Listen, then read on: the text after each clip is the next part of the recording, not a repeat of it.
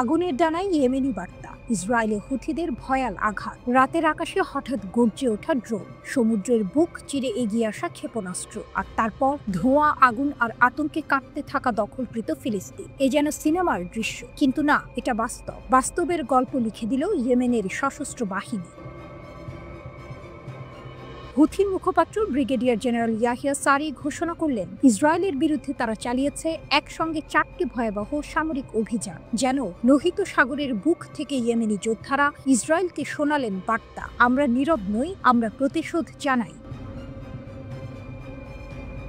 4টি লক্ষ্যবস্তু, এক ভয়াল বার্তা। সারি একে একে জানালেন সেই অভিযানের খবর। প্রথম আঘাত, দখলকৃত জাফায় শত্রুর যৌথ স্টাফ ভবন। হুথিদের শক্তিশালী সামাদ 4 ড্রোন সরাসরি গিয়ে আঘাত হানে। দ্বিতীয় আঘাত, হাদেরা বিদ্যুৎ কেন্দ্র। ইসরায়েলের আলো নিভে যাওয়ার হুমকি যেন মিশে থাকলো ইয়েমেনি বার্তায়। তৃতীয় আঘাত, জাফার আল লাদ বিমানবন্দর, যেটি বিশ্বজুড়ে বেন গুরিয়ন আন্তর্জাতিক বিমানবন্দর নামে পরিচিত। এখানে ড্রোন হামলা ইসরায়েলের আকাশপথে আতঙ্ক ছড়িয়ে দিল। চতুর্থ আঘাত, আশদোদ বন্দর। ভূমধ্য সাগরের দিকে যাওয়া বাণিজ্য পথ কেঁপে উঠল ইসরায়েলি আঘাতে।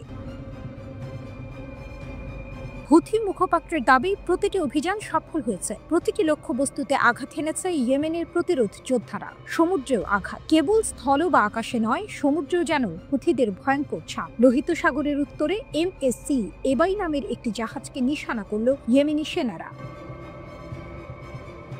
সারি জানালো, এই জাহাজ ইসরায়েলি বন্দরগুলোতে প্রবেশের নিষেধাজ্ঞা লঙ্ঘন করেছিল, আর সেটি ইসরায়েলি শাসন ব্যবস্থার সঙ্গে সরাসরি যুক্ত ছিল। ইয়েমেনিরা পাঠালেন 2টি ড্রোন এবং একটি ক্রুজ ক্ষেপণাস্ত্র। ফলাফল, সোজা গিয়ে আঘাত হানল নির্ধারিত জায়গায়। সারির কণ্ঠে গর্ব ঝরে পড়ল, আল্লাহর রহমতে লক্ষ্যবস্তুতে সঠিকভাবে আঘাত হানে। শক্তির ঘোষণা, আতঙ্কের জন্ম। এইসব হামলার পর শুধু ইসরায়েল নয়, পুরো অঞ্চল জুড়ে নতুন প্রশ্ন, কে থামাবে ইয়েমেনিদের? কয়েক বছর আগেও তাদের ভাবা হতো কেবল গৃহযুদ্ধের লড়াকু, কিন্তু এখন তারা সমুদ্র দখলে রেখেছে, আকাশে ওড়ে তাদের ড্রোন, মাটিতে গর্জে ওঠে তাদের ক্ষেপণাস্ত্র, যেন এক নতুন শক্তির উত্থান। ইসরায়েল গাজায় বোমা ফেলে ভেবেছিল ভয় দেখাবে, কিন্তু ইয়েমেন থেকে উড়ে এলো প্রতিশোধের আগুন। টুইস্টটা এখানে, যে ইয়েমেনকে ধ্বংস করতে বহুবার চেষ্টা হয়েছে, সেই ইয়েমেনই আজ মধ্যপ্রাচ্যের সবচেয়ে ভয়ঙ্কর চ্যালেঞ্জ হয়ে উঠছে ইসরায়েলের জন্য। হুথি মুখপাত্র স্পষ্ট জানিয়ে দিলেন, এসব অভিযান শুধু আঘাত নয়, এটা এক কার্যকর বার্তা। ইসরায়েলকে বোঝানো হয়েছে, প্রতিটি আগ্রাসনের জবাব আছে, প্রতিটি হত্যার প্রতিশোধ আছে। রাত যতই অন্ধকার হোক, ইয়েমেনের প্রতিরোধের ডানায় জ্বলে উঠছে আগুন, আর সেই আগুনে কেঁপে উঠছে ইসরায়েলের বন্দর, বিমানবন্দর, বিদ্যুৎ কেন্দ্র। এটাই ইয়েমেনিদের শক্তি, এটাই হুথিদের ঘোষণা, আমরা থামবো না, প্রতিটি আঘাত হবে জবাব।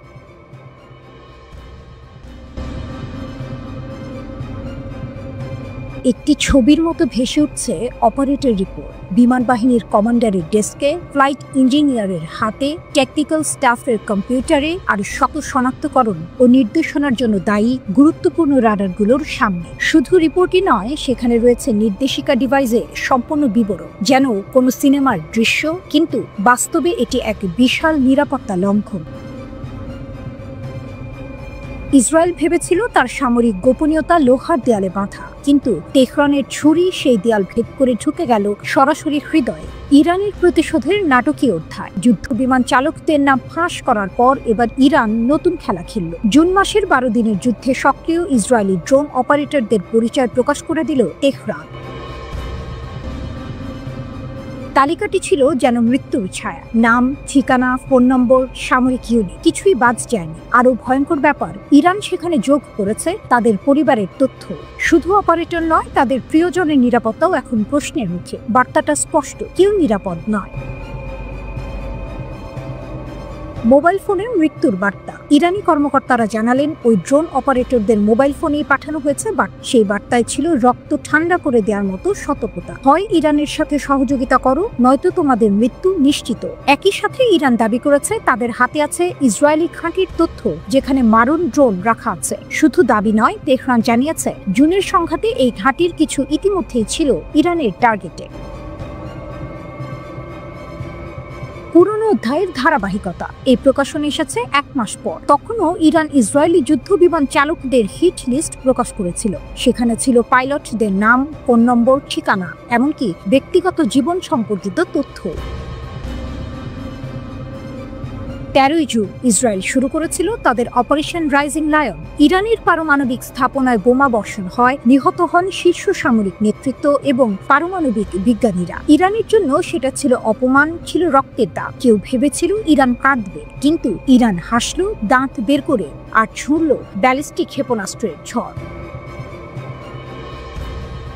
12 দিনের আগুন ও ইরানের শোক। যুদ্ধের ময়দানে ইরান ইসরায়েলের দিকে ছুড়ল একের পর এক ব্যালিস্টিক ক্ষেপণাস্ত্র। সেই আঘাতে কেঁপে উঠল দখলদার রাষ্ট্রের শহরগুলো। তবুও থেমে থাকেনি লড়াই। মার্কিন যুক্তরাষ্ট্র সরাসরি ঝাঁপিয়ে পড়ল, ইরানের 3টি পারমাণবিক স্থাপনা বোমা মেরে গুঁড়িয়ে দিল। কিন্তু তেহরান থামেনি। তাদের বার্তায় ছিল এক অটল বিশ্বাস, আমাদের ভাঙা যাবে না। আগুনে পুড়লেও আমরা ছাই থেকে আবার জেগে উঠব। অবশেষে 24 জুন যুক্তরাষ্ট্র ও কাতারের মধ্যস্থতায় যুদ্ধবিরতি হয়। 12 দিনের রক্তক্ষয়ী সংঘর্ষে শেষ টানাটানির পর নেমে আসে নীরবতা। তবুও ইরানের নীরবতার ভেতরে বাঁচতে থাকে এক অদৃশ্য সঙ্গী। ইসরায়েল, তোমার প্রতিটি আকাশ আমাদের চোখে ধরা, তোমার প্রতিটি অপারেটর আমাদের তালিকায় বন্দী। আমরা হারি না, আমরা থামি না। এভাবেই ইরান আবার প্রমাণ করল, শুধু ক্ষেপণাস্ত্র নয়, তথ্যযুদ্ধেও তারা শত্রুর হৃদয়ে ছুরির মতো আঘাত হানতে পারে।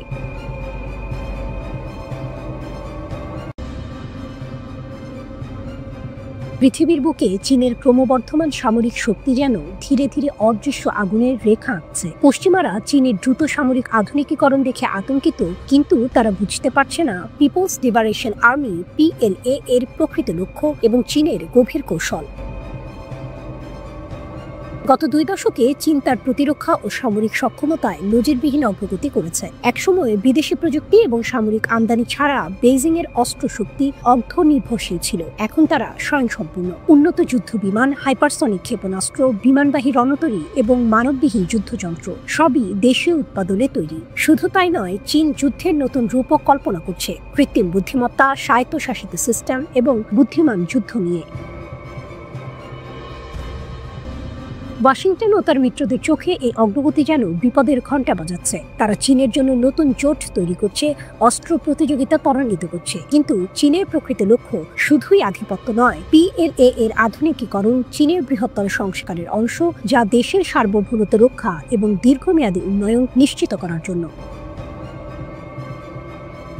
শি জিনপিং সামরিক সংস্কারের মাধ্যমে বাহিনীকে পুনর্গঠন করেছেন। 3 লক্ষ সৈন্য সংখ্যা হ্রাস, কমান্ড কাঠামো শক্তিশালীকরণ, দুর্নীতি বিরোধী অভিযান সবই PLA কে আরও দক্ষ, আরও মনোনিবেশী এবং রাজনীতির নিয়ন্ত্রণে রাখার কৌশল। শিয়ের মতবাদ অনুযায়ী 2049 সালের মধ্যে PLA কে বিশ্বমানের সামরিক বাহিনীতে রূপান্তরিত করা হবে। 2027 সালের মধ্যে একটি বড় মাইলফলকও অর্জনের লক্ষ্য রয়েছে। পশ্চিমারা এটিকে তাইওয়ান আক্রমণের ইঙ্গিত হিসেবে দেখলেও বাস্তবে এটি প্রতিরক্ষা এবং প্রস্তুতির কৌশল। চীনের প্রযুক্তিগত অগ্রগতি চমকপ্রদ। 6ষ্ঠ প্রজন্মের গোপন যুদ্ধবিমান, হাইপারসনিক ক্ষেপণাস্ত্র এবং ড্রোন রোবোটিক সিস্টেম সবই যুদ্ধক্ষেত্রে নতুন মাত্রা যোগ করছে। 9 হেভেন্স ড্রোন ক্যারিয়ার একসাথে 100টি ড্রোন উৎক্ষেপণ করতে পারে। নতুন পারমাণবিক সাবমেরিন, 2টি বিমানবাহী রণতরী এবং টাইপ 4 এর পারমাণবিক শক্তিচালিত রণতরী সবই চীনের আঞ্চলিক ও কৌশলগত শক্তিকে বহুগুণ বাড়িয়েছে। চীনের এই শক্তি সম্পূর্ণ প্রতিরক্ষামূলক। তারা আগ্রাসনের জন্য নয়, বরং বিদেশি হস্তক্ষেপ রোধ, সার্বভৌমত্ব রক্ষা এবং দীর্ঘমেয়াদী শান্তিপূর্ণ উন্নয়ন নিশ্চিত করার জন্য তৈরি হচ্ছে। হ্যাঁ, চীনের অস্ত্রশক্তি দ্রুত বাড়ছে, কিন্তু এই আধুনিকীকরণ তাদের অর্থনৈতিক ও রাজনৈতিক অবস্থানের সঙ্গে সামঞ্জস্যপূর্ণ, আর বিশ্বকে আতঙ্কিত করার জন্য নয়। চীনের সামরিক আধুনিকীকরণ একটি গভীর পরিকল্পনার অংশ। প্রযুক্তি, দক্ষতা এবং রাজনৈতিক নিয়ন্ত্রণ সবকিছু একসাথে মিলে PLA কে একটি শক্তিশালী আধুনিক প্রতিরক্ষা বাহিনী বানিয়েছে। পশ্চিমারা যত হুমকি দেখুক, চীনের প্রকৃত উদ্দেশ্য সোজাসুজি শক্তি প্রদর্শন নয়, বরং নিরাপত্তা নিশ্চিত করা। পৃথিবীর বুকে চীনের এই ক্রমবর্ধমান শক্তি এখন শুধু চোখে পড়ছে না, এটি সারা বিশ্বকে সচেতন করছে যে শক্তি কখনো আক্রমণ নয়, বরং সংহত প্রতিরক্ষা এবং দীর্ঘমেয়াদী স্থিতিশীলতার প্রতীক। গাজা যুদ্ধক্ষেত্র যেন আগুনে জ্বলছে। একদিকে IDF এর ভারী আক্রমণ, অন্যদিকে হামাস ও তাদের মিত্রদের পাল্টা ঝড়। আর এই ঝড়ে দেখা গেল এক অভূতপূর্ব দৃশ্য। ইসরায়েলি সেনারা প্রাণ বাঁচাতে দৌড়াচ্ছে, যেন মৃত্যুর হাত থেকে পালানোর প্রতিযোগিতা। অবরুদ্ধ গাজায় গত কয়েকদিন ধরে চলছে ভয়াবহ লড়াই। আইডিএফ গাজা শহর দখলে শপথ নিয়েছে, হামাসকে ধ্বংস করে জিম্মিদের মুক্ত করার প্রতিজ্ঞা করেছে তারা। কিন্তু যুদ্ধক্ষেত্রের বাস্তবতা অন্য গল্প বলছে। হামাসের সামরিক শাখা আল কাসাম ব্রিগেড যেন গোপন ছায়ার মতো আঘাত হেনে চলেছে একের পর এক। স্নাইপারের নিশানা। হামাস প্রকাশ করেছে এক ভিডিও, সেখানে দেখা গেল একজন যোদ্ধা স্নাইপারের নিশানায় ধরলেন এক ইসরায়েলি সৈন্যকে। সৈন্যটি ট্যাঙ্ক পরিচালনা করছিল, মুহূর্তেই গর্জে উঠল গুলি। শত্রুপক্ষের বুক কেঁপে উঠল সেই দৃশ্যে। আর জায়গাটির নাম গাজার আল সুজাইয়ার বাগদাদ স্ট্রিট। এই একটি হামলা যেন পুরো যুদ্ধক্ষেত্রকে নতুন রূপ দিল। মেশিন গানের ঝড়। ভিডিওর আরেক অংশে দেখা গেল আরো ভয়াবহ দৃশ্য। আইডিএফ এর একটি সমাবেশকে লক্ষ্য করে হামাসের যোদ্ধারা মেশিন গান থেকে একসাথে ঝাঁঝরা গুলি ছুড়ল। আতঙ্কে ছুটে গেল ইসরায়েলি সেনারা, আশ্রয় খুঁজে লাফিয়ে পড়ল দেয়ালের আড়ালে, যেন শিকারী বাজ পাখির আক্রমণে ছোট ছোট পাখির ছত্রভঙ্গ হয়ে যাওয়া।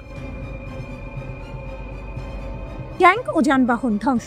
আল কাসামের ভিডিওতে দেখা গেছে শুধু সৈন্য নয়, ইসরায়েলি সামরিক যানবাহনও রেহাই পায়নি। টার্গেট করে চালানো হয় বিস্ফোরণ ও গুলি। দাউ দাউ করে জ্বলতে থাকে কিছু সাঁজোয়া যান। যুদ্ধের মানচিত্রে এই ছবি স্পষ্ট করে দিল গাজায় ইসরায়েলি সেনাদের পথ মসৃণ নয়।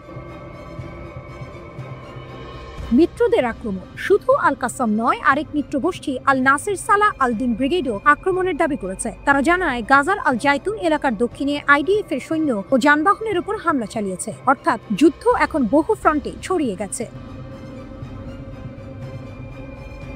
অনিশ্চিত ক্ষয়ক্ষতি। হামাসের দাবি একের পর এক হামলা সফল, কিন্তু ইসরায়েলি সেনারা হতাহতের শিকার হয়েছে কিনা তা স্পষ্ট করে জানা যায়নি। তবুও যুদ্ধক্ষেত্রের ভিডিও প্রমাণ দেখাচ্ছে আইডিএফ সৈন্যরা প্রাণ বাঁচাতে পালিয়েছে, আর এই দৃশ্য ইসরায়েলি সেনাবাহিনীর অজেয় ভাবমূর্তিকে ভেঙে দিয়েছে। ইসরায়েলের শপথ বনাম গাজার বাস্তবতা। তেল আবিব বারবার বলছে গাজা শহর দখল করবে, হামাসকে ধ্বংস করবে, কিন্তু আল কাসামের ভিডিও আর মিত্রদের হামলার খবর দেখাচ্ছে ভিন্ন চিত্র। ইসরায়েলি সৈন্যদের জন্য গাজা আজ মৃত্যুর ফাঁদ। প্রতিটি গলি, প্রতিটি অলি যেন লুকিয়ে রাখা এক একটি আগুন। ইসরায়েল প্রবল শক্তি নিয়ে এসেছে, কিন্তু হামাস ও তাদের মিত্ররা অদম্য প্রতিরোধে রুখে দাঁড়িয়েছে। যেখানে আইডিএফ ভেবেছিল সহজ জয় পাবে, সেখানেই তারা দৌড়ে পালাচ্ছে। গাজার আকাশে আগুন, মাটিতে ধোঁয়া, আর প্রতিটি দৃশ্য বলছে এক কথাই, হামাস এখনো ভেঙে পড়েনি, বরং আরো শক্ত হয়ে উঠছে।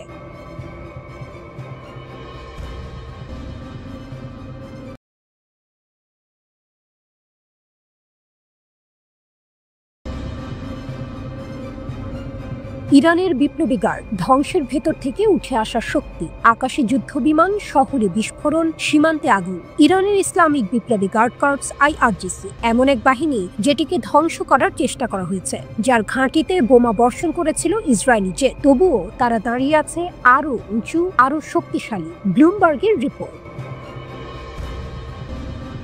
আইআরজিসির ওপর হামলা হয়েছে বারবার। মার্কিন ড্রোন মেরেছে তাদের শীর্ষ কমান্ডার, ইসরায়েলি গোয়েন্দারা অনুপ্রবেশ করেছে তাদের ভেতরে। কিন্তু প্রতিবার মৃত্যুর ছায়া যেন নতুন প্রাণ এনে দেয় এই বাহিনীকে। 12 দিনের যুদ্ধে ইসরায়েল ভেবেছিল তারা আইআরজিসিকে নত করেছে, অথচ ফল হলো উল্টো। ক্ষেপণাস্ত্রের ঝড়ে ইসরায়েলি শহরগুলো কেঁপে উঠল, কোটি কোটি ডলারের ক্ষতি হলো। আকাশে উড়ে আসা শত্রু ড্রোন ভূপাতিত হলো একের পর এক। এ যেন মৃত্যু থেকে পুনর্জন্মের গল্প। জাতীয়তাবাদের আগুন। ইরানিদের সবাই যে সরকারের সমর্থক তা নয়, তবুও যখন ইসরায়েলের বোমা তেহরানের আকাশ চিরে নামে, তখন একটাই শব্দ গর্জে ওঠে, প্রতিরোধ। আইআরজিসি সেই প্রতিরোধের প্রতীক। বিদেশে হামলা ঠেকানো শুধু সামরিক কাজ নয়, এটি জাতীয় গর্ব। এ কারণেই সাধারণ মানুষ, যারা হয়তো সরকারের সমালোচক, তারাও এই বাহিনীর শক্তিকে নিজেদের বর্ম মনে করে। যুদ্ধ থেকে রাষ্ট্রে। 1979 সালের বিপ্লবের পর আইআরজিসি জন্মেছিল জনগণের সেনাবাহিনী হিসেবে, কিন্তু 4 দশক পেরিয়ে আজ তারা শুধু সেনা নয়, রাষ্ট্রের ভেতরে রাষ্ট্র। একদিকে তারা হামাস, হিজবুল্লাহর মতো মিত্র শক্তিকে সমর্থন দেয়, অন্যদিকে হাসপাতাল বানায়, বিশ্ববিদ্যালয় দাঁড় করায়, এমনকি তেহরানের মেট্রোর সুড়ঙ্গ খনন করে। অর্থনীতি, তেল থেকে অবকাঠামো, সবখানেই তাদের উপস্থিতি। কেউ বলে দুর্নীতি, কেউ বলে অপরিহার্য। সত্য হলো তাদের ছাড়া ইরান এগোয় না।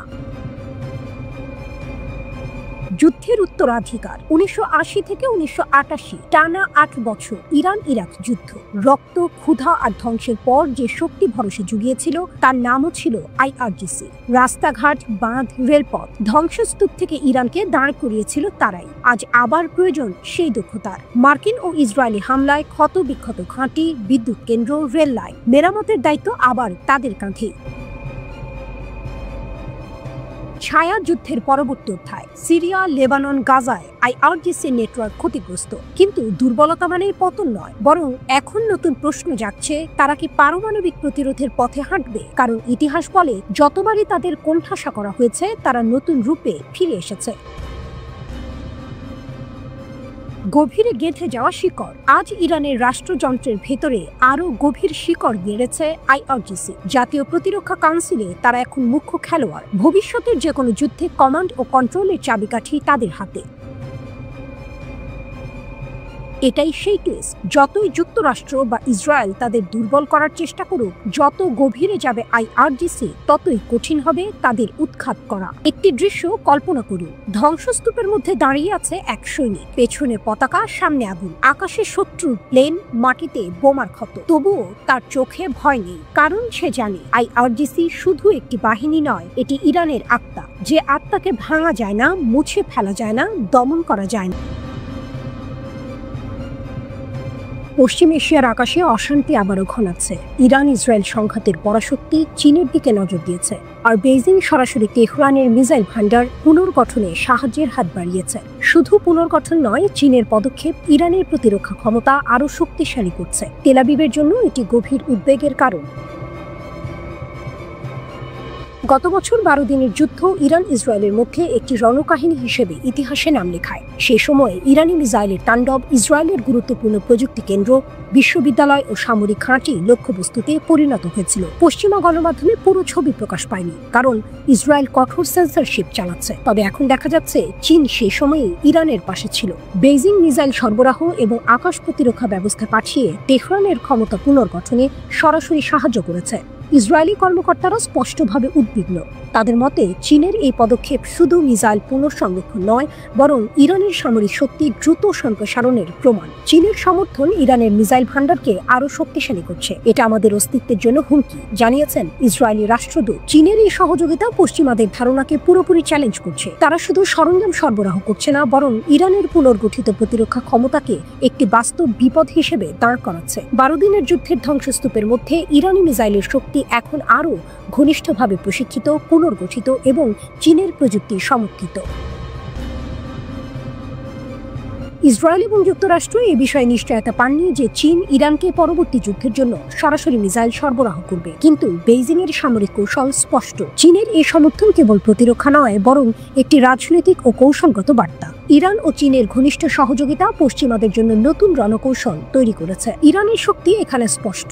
12 দিনের যুদ্ধে ইরানি মিসাইল আকাশ থেকে ভূমি লক্ষ্যবস্তুতে নিখুঁত আঘাত করেছে। চীনের সমর্থনে এখন এই ক্ষমতা আরও বৃদ্ধি পেয়েছে। মিসাইল পুনর্গঠন, আকাশ প্রতিরক্ষা ব্যবস্থা এবং নতুন প্রযুক্তি সবই ইরানকে প্রথম যুদ্ধের তুলনায় অনেক বেশি প্রাণঘাতী করে তুলেছে। ইসরায়েলি কর্মকর্তারা হুঁশিয়ারি দিয়ে বলছেন, পরবর্তী যুদ্ধ প্রথমটির চেয়ে কঠোর এবং প্রাণঘাতী হবে। পশ্চিমা গোয়েন্দা সংস্থা, বিশেষ করে ইউরোপীয়রা তেহরান ও বেইজিং এর ঘনিষ্ঠ সহযোগিতা পর্যবেক্ষণ করছে। যুদ্ধবিরতি থাকলেও আকাশে ঝড়ের পূর্বাভাস স্পষ্ট।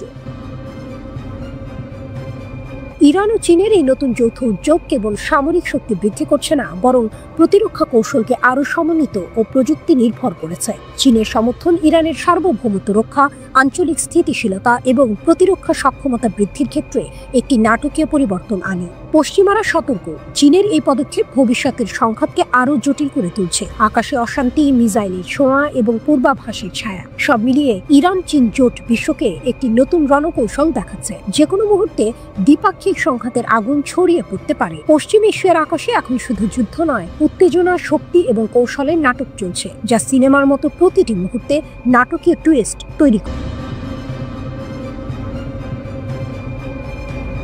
পশ্চিম এশিয়ার আকাশে অশান্তির কালো মেঘ এখনো কাটছে না, শান্তির কোনো নিদর্শন নেই। একদিকে গাজায় সামরিক যুদ্ধবিরতি হয়েছে, অন্যদিকে তেহরান, তেল আবিবে যে কোনো মুহূর্তে নতুন সংঘাতের আগুন জ্বলে উঠতে পারে। মধ্যস্থতাকারীদের দেয়া নতুন যুদ্ধবিরতির প্রস্তাবে সম্মতি দিয়েছে স্বাধীনতাপন্থী সশস্ত্র প্যালেস্টাইনি গোষ্ঠী হামাস। এ খবর সোমবার প্রকাশ করেছে রয়টার্স ও এএফপি। তবে এই সম্মতি পশ্চিম এশিয়ায় শান্তি বয়ে আনবে এমন কোনো নিশ্চয়তা নেই, কারণ ইরানের first vice president Mohammad Reza Aref স্পষ্ট করে জানিয়েছেন ইসরায়েল ও ইরানের মধ্যে কোনো স্থায়ী যুদ্ধবিরতি চুক্তি হয়নি। বর্তমানে যা চলছে তা শুধুই সাময়িক সংঘর্ষ বিরতি। যে কোনো মুহূর্তে ইসরায়েল আবার আক্রমণ শুরু করতে পারে। আমরা সর্বদা যুদ্ধের জন্য প্রস্তুত। ইরানের শক্তি এই কথায় স্পষ্ট। শুধুমাত্র ঘোষণা নয়, তারা কার্যত প্রস্তুত। গত জুনে দুই দেশ 12 দিন ধরে পাল্টাপাল্টি হামলায় লিপ্ত ছিল। ইসরায়েলের আঘাতে ইরানের পরমাণু স্থাপনা, সামরিক ঘাঁটি ও বেসামরিক এলাকা ক্ষতিগ্রস্ত হয়। নিহত হন বিজ্ঞানী, সামরিক কর্মকর্তা ও সাধারণ মানুষ। হাজারেরও বেশি প্রাণ হারায়। তবে মার্কিন প্রেসিডেন্ট ডোনাল্ড ট্রাম্পের মধ্যস্থতায় তা সাময়িকভাবে থামানো যায়। এবার হুঁশিয়ারি আরো স্পষ্ট। ইরানের সর্বোচ্চ নেতা আয়াতুল্লাহ আলী খামেনির সামরিক উপদেষ্টা ইয়াহিয়া রুহিম সাফাভি সোমবার সংবাদ মাধ্যমকে জানালেন, সবচেয়ে খারাপ পরিস্থিতির জন্য আমরা পরিকল্পনা তৈরি করছি। যে কোনো পরিস্থিতিতে আমরা শক্ত হয়ে থাকতে চাই। ইরানের কৌশল এবং ক্ষমতা চোখে পড়ার মতো। শুধু আক্রমণে নয়, প্রতিরক্ষার প্রস্তুতি সম্পূর্ণ। তারা জানে পশ্চিমা হুমকি কখনোই শূন্যে থাকে না। ইসরায়েল ও যুক্তরাষ্ট্র বারবার হুঁশিয়ারি দিয়েছে, যদি ইরান তাদের পরমাণু কার্যক্রম পুনরায় চালু করে, তারা আবার হামলা করবে।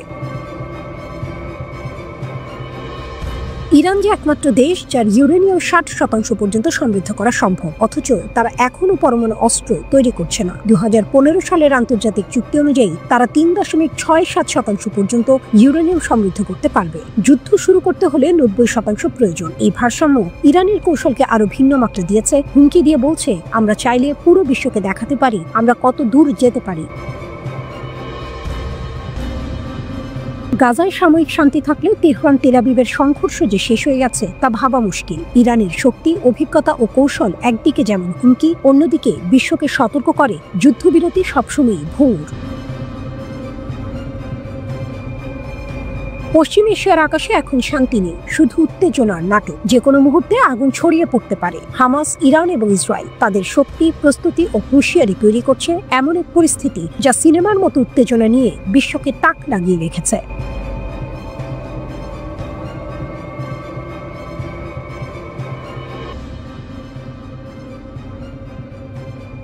বৃহত্তর ইসরায়েল, নেতানিয়াহুর স্বপ্ন আরব বিশ্বের দুঃস্বপ্ন। মধ্যপ্রাচ্যের আকাশে আবারও উঠেছে এক অন্ধকার ছায়া। এই ছায়ার নাম বেনিয়ামিন নেতানিয়াহু। ইসরায়েলের প্রধানমন্ত্রী যেন আরেকটি যুদ্ধ ঘোষণা করেছেন, কিন্তু এবার গুলি বা ক্ষেপণাস্ত্র নয়, তার অস্ত্র হলো স্বপ্ন। এক এমন স্বপ্ন যা ফিলিস্তিন, জর্ডান এমনকি মিশরের সার্বভৌমত্বকে গ্রাস করতে চায়। বৃহত্তর ইসরায়েল। তেল আবিবে এক মন্ত্রিসভা বৈঠকে নেতানিয়াহু তার দৃষ্টিভঙ্গি তুলে ধরেন। সরাসরি না বললেও তার কথায় স্পষ্ট, গাজা ও পশ্চিম তীরের ওপর স্থায়ী নিয়ন্ত্রণ চান তিনি। জর্ডান একে বলেছে ভ্রান্ত উস্কানি, জাতিসংঘ সনদের সরাসরি লঙ্ঘন। জর্ডানের পররাষ্ট্র মন্ত্রণালয়ের মুখপাত্র সুফিয়ান কুদা কঠোর ভাষায় জানান, এ ধরনের বক্তব্য ফিলিস্তিনের অধিকার মুছে দিতে পারবে না, বরং সংঘাতকে আরো উস্কে দেবে।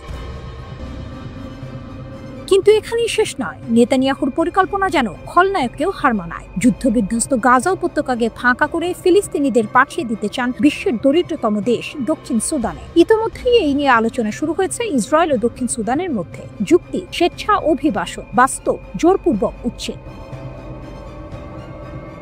হামাসের বিরুদ্ধে 22 মাসের লাগাতার হামলায় গাজা এখন ধ্বংসস্তূপ। ঘরবাড়ি, স্কুল, হাসপাতাল সব ভেঙে পড়েছে। এই ধ্বংসের মাঝে ইসরায়েল সুযোগ দেখছে যেন যুদ্ধের ধোঁয়ার আড়ালে ভূখণ্ড খালি করে ফেলা যায়। অ্যাসোসিয়েটেড প্রেসের তথ্যমতে 6 জন সংশ্লিষ্ট ব্যক্তি নিশ্চিত করেছেন ইতোমধ্যে দক্ষিণ সুদানের সঙ্গে কথাবার্তা চলছে। এই পরিকল্পনা বাস্তবায়িত হলে মানুষকে এক যুদ্ধবিধ্বস্ত এলাকা থেকে আরেক যুদ্ধবিধ্বস্ত এলাকায় পাঠানো হবে। দক্ষিণ সুদানও তো যুদ্ধ, দুর্ভিক্ষ ও দারিদ্র্যের শিকার। মানবাধিকার কর্মীরা বলছেন এটি এক অমানবিক ষড়যন্ত্র যা আন্তর্জাতিক আইনকে উপহাস করছে। ট্রাম্প একসময় গাজার জনগণকে পুনর্বাসনের প্রস্তাব দিয়েছিলেন। নেতানিয়াহু এখন সেটাকেই নিজের রাজনৈতিক অস্ত্র বানাতে চাইছেন। তিনি বলেন, আমার জানা যুদ্ধ আইনের অধীনে সঠিক কাজ হলো জনগণকে এলাকা ছাড়তে দেয়া, তারপর শত্রুর বিরুদ্ধে সর্বশক্তি প্রয়োগ করা। কিন্তু ছাড়তে দেওয়া আর ছাড়তে বাধ্য করা এর মধ্যে আকাশ পাতাল পার্থক্য, আর এই পার্থক্যই ইসরায়েলকে সমালোচিত করেছে। দক্ষিণ সুদানের জন্যও এই চুক্তি কূটনৈতিক সুবিধা বয়ে আনতে পারে। অর্থনৈতিক সংকটে থাকা দেশটি ইসরায়েলের কাছ থেকে আর্থিক সহায়তা, নিরাপত্তা ও আন্তর্জাতিক মিত্রতা পেতে পারে। বিশ্লেষকরা বলছেন এটি মধ্যপ্রাচ্যের রাজনৈতিক দাবার ছকে এক নতুন চাল, যেখানে ফিলিস্তিনি জনগণ কেবল ঘুঁটি। গাজার আকাশে ধোঁয়া, রাস্তায় ধ্বংসস্তূপ, আর কোথাও এক অফিস ঘরে নেতানিয়াহু নীরবে মানচিত্রের সীমানা টেনে দিচ্ছেন। ফিলিস্তিনের নাম মুছে দিয়ে লিখছেন গ্রেটার ইসরায়েল। ফিলিস্তিনিরা বলছে তাদের ঘরবাড়ি, মাটি, অতীত সব ছিনিয়ে নেওয়া হচ্ছে। জর্ডান ও আরব বিশ্ব বলছে এটি কেবল এক দেশের বিরুদ্ধে নয়, সমগ্র অঞ্চলের সার্বভৌমত্বের বিরুদ্ধে যুদ্ধ। কিন্তু নেতানিয়াহুর কাছে এই লালসা এক ঐতিহাসিক ও আধ্যাত্মিক মিশন, আর এই মিশনের ছায়ায় গাজার আকাশ আরও অন্ধকার হয়ে উঠছে।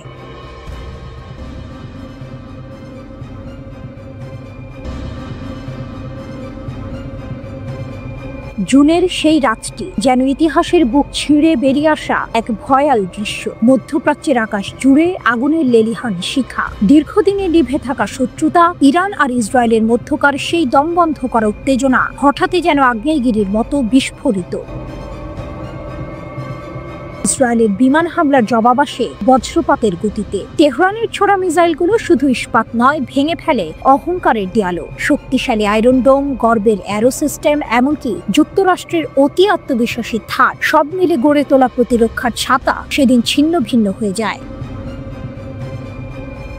ইতিহাসে প্রথমবার যুদ্ধক্ষেত্রে যুক্তরাষ্ট্র মোতায়েন করে তাদের সর্বাধুনিক থার্ড সিস্টেম। উদ্দেশ্য ছিল একটাই, মিত্র ইসরায়েলকে রক্ষা করা। কিন্তু ইরানের মিসাইল বৃষ্টি ছিল এমনই তীব্র যেন মরুভূমিতে নেমে আসা এক অগ্নিঝড়। শতাধিক ইন্টারসেপ্টর ছুঁড়ে ফেলার পরেও সেগুলো ফাঁকি দিয়ে মিসাইলগুলো এসে আছড়ে পড়ে ইসরায়েলের বুকে। প্রতিটি থার্ড ইন্টারসেপ্টরের দাম $13 মিলিয়ন, কিন্তু সেই অমূল্য ঢালও ভেদ করে ইরানি আগুন। মাত্র 12 দিনে যুক্তরাষ্ট্র ব্যয় করে ফেলে তাদের ভান্ডারের 1/4 থার্ড ইন্টারসেপ্টর।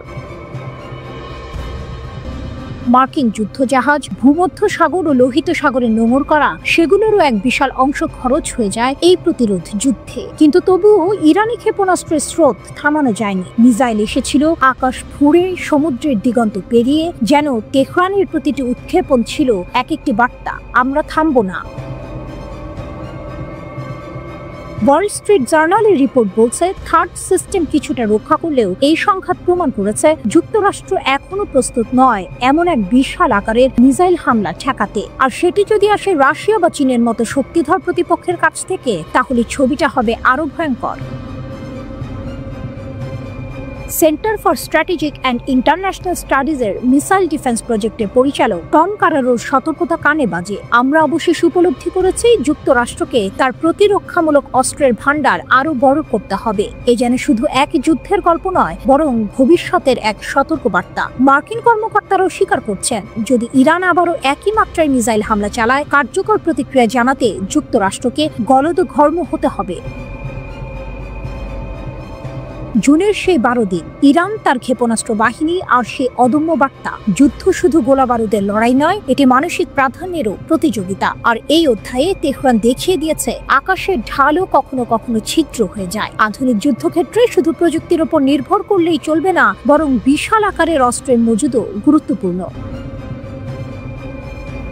এটি আসলে ছিল যুক্তরাষ্ট্রের সামরিক সক্ষমতার এক কঠিন পরীক্ষা। একসময় যে যুক্তরাষ্ট্র নিজেদেরকে বিশ্বের সবচেয়ে শক্তিশালী সামরিক শক্তি মনে করত, তাদের প্রতিরক্ষা ব্যবস্থা এই যুদ্ধে মারাত্মকভাবে প্রশ্নবিদ্ধ হলো। এমনকি ইসরায়েলও তাদের নিজস্ব প্রতিরক্ষা ব্যবস্থার মিসাইল প্রায় শেষ করে ফেলেছিল।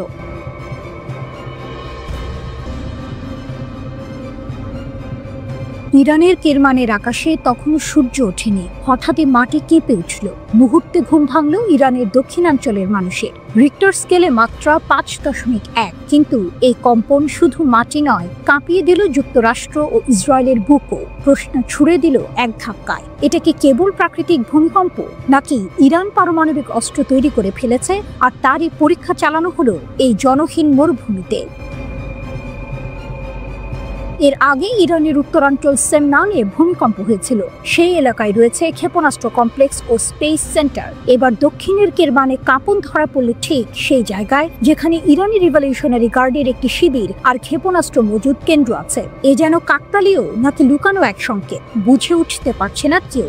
আমেরিকা ও জার্মানির ভূকম্পন পর্যবেক্ষণ সংস্থার তথ্য বলছে কম্পনের উৎসস্থল ভূপৃষ্ঠের প্রায় 10 কিলোমিটার নিচে। বিশেষজ্ঞরা জানেন ভূমিকম্প হতে পারে প্রাকৃতিক কারণে, কিন্তু মাটির তলায় যদি বড় আকারের বিস্ফোরণ ঘটে, যেমন পারমাণবিক পরীক্ষায় হয়, তাহলেও একই রকম কাঁপন তৈরি হয়। তারা বলেন পারমাণবিক বিস্ফোরণজনিত কম্পন ও প্রাকৃতিক ভূমিকম্প আলাদা করে বোঝা সম্ভব, কিন্তু প্রমাণ এখনো মেলেনি। তবুও পশ্চিমা মহল বহুদিন ধরে যে অভিযোগ তুলছে ইরান গোপনে পারমাণবিক অস্ত্র তৈরি করছে, এই ভূমিকম্পের পর আবারও নতুন করে তা ঘুরে ফিরে আসছে। ঘটনাক্রম সন্দেহ উস্কে দিচ্ছে। গত 13 জুন ইসরায়েল চালিয়েছিল অপারেশন রাইজিং লায়ন, ইরানের বিভিন্ন পরমাণু কেন্দ্র ও সামরিক ঘাঁটিতে বিমান ও ক্ষেপণাস্ত্র হামলা। এরপর 22 জুন ভোরে আমেরিকার B-2 বোমারু বিমান বোমা বর্ষণ করে ইরানের 3টি পরমাণু কেন্দ্রে। ওয়াশিংটনের দাবি তাদের হামলায় ইরানের পারমাণবিক কর্মসূচিতে তেমন ক্ষতি হয়নি, কিন্তু তেহরানের কণ্ঠে ছিল দৃঢ়তা, আমরা আমাদের কর্মসূচি থামাবো না, কারণ এটি শান্তিপূর্ণ।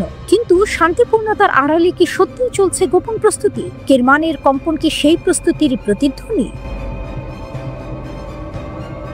ইতিহাস বলে ইরান ভূমিকম্প প্রবণ দেশ। বছরে প্রায় 20,000 ভূমিকম্প হয়, যার মধ্যে 15 থেকে 16টির মাত্রা 5-এর ওপরে থাকে। কিন্তু কাকতালীয়ভাবে সামরিক স্থাপনার কাছাকাছি বড় কম্পন, তাও ইসরায়েল ও আমেরিকার হামলার পরপরই, এটা উপেক্ষা করা সহজ নয়। পশ্চিমা মহল শঙ্কিত ইরান হয়তো ইতিমধ্যেই এমন এক স্তরে পৌঁছে গেছে যেখানে তারা চাইলে কয়েকদিনের মধ্যে অস্ত্র পরীক্ষা চালাতে পারে। আর যদি সত্যি হয়ে থাকে, তবে এর প্রতিধ্বনি শুধু কেরমানেই নয়, পেন্টাগনের মিটিং রুম, তেল আবিবের যুদ্ধকক্ষ, এমনকি রিয়াদের প্রাসাদেও কাঁপন তুলবে। ইরান এখনো চুপ, কিন্তু নীরবতাও এক ধরনের উত্তর। হয়তো আয়াতুল্লাহ খামেনি জানেন যত কম তারা বলে, তত বেশি দুশ্চিন্তায় ভোগে তাদের শত্রুরা। কেরমানের এই ভূমিকম্প তাই হয়তো কেবল ভূগোলের গল্প নয়, এটি ভূ রাজনীতির নতুন অধ্যায়, যেখানে মাটির নিচের কাঁপন, আকাশের শত্রু আর তেহরানের অবিচল শক্তি মিলেমিশে তৈরি করছে ভবিষ্যতের সবচেয়ে বড় প্রশ্ন। ইরান কি প্রস্তুত হয়ে গেছে পারমাণবিক শক্তি হিসেবে আত্মপ্রকাশের জন্য?